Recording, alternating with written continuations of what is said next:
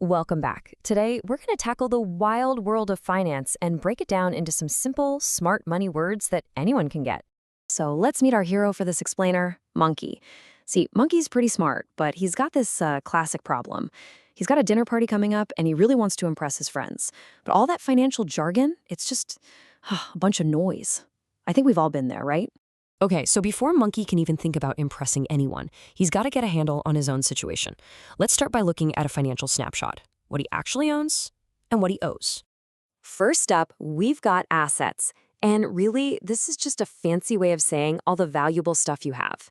For our friend Monkey, that could be something small, like his banana phone or his banana sneakers, or it could be huge, like banana stocks or a whole banana house. The rule of thumb, if you can sell it for leaves, it's an asset.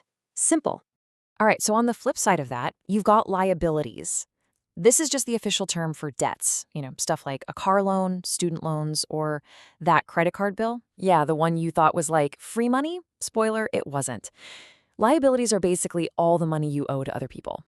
And this is where it gets really interesting, because this is where it all comes together. You take all your assets, the stuff you own, and subtract your liabilities, the stuff you owe. And what's left? That's your net worth. It's like the ultimate scorecard for your financial health. So let's put some numbers on it. Let's say Monkey has, I don't know, 500,000 leaves in assets. Pretty good. But he's also got 300,000 leaves in credit card debt.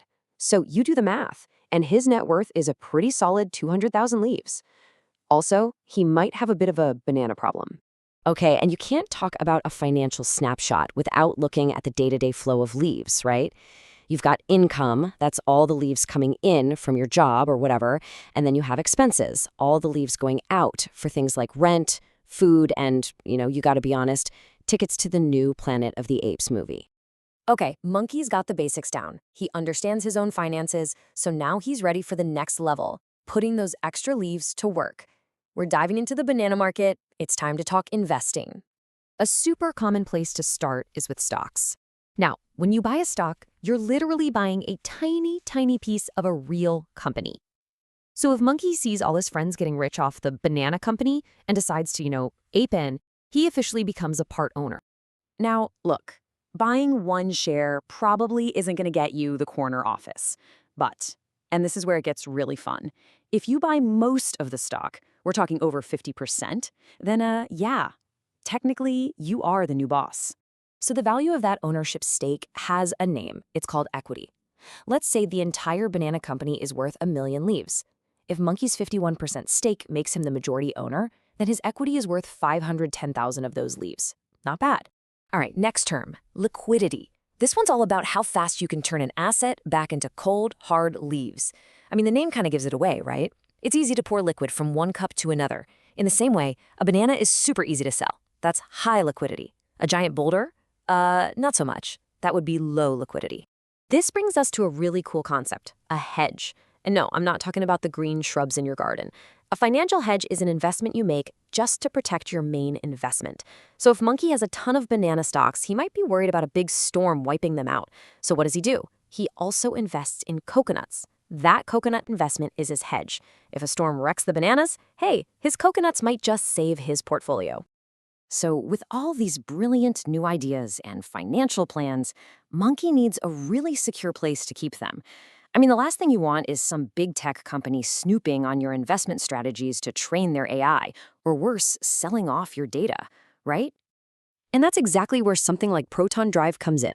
Think of it like a digital fortress for all your important files. It's trusted by over 100 million people for a reason. It uses end-to-end encryption.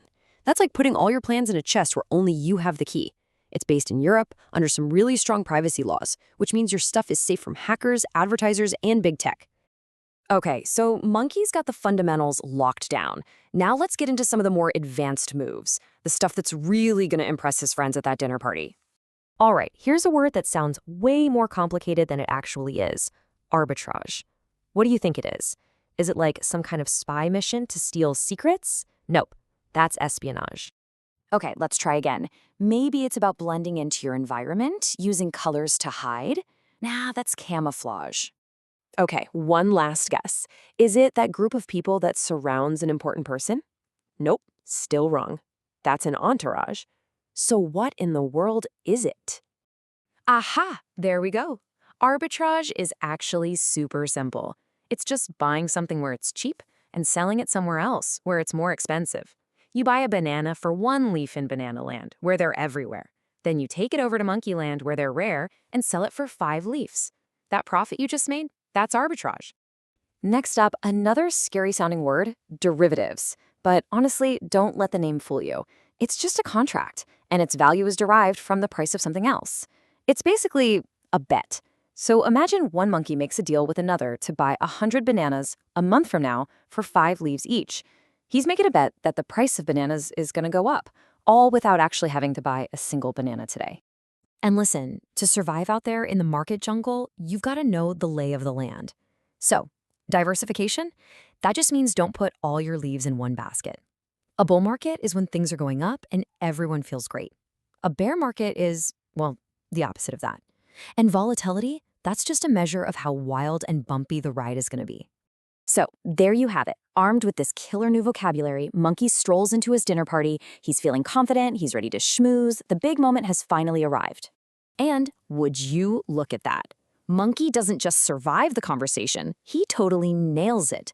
By just learning a few of these key terms, he can jump into any topic with confidence. He took all that confusing jargon and turned it into a way to connect with his friends. And that kind of leaves us with one final thought.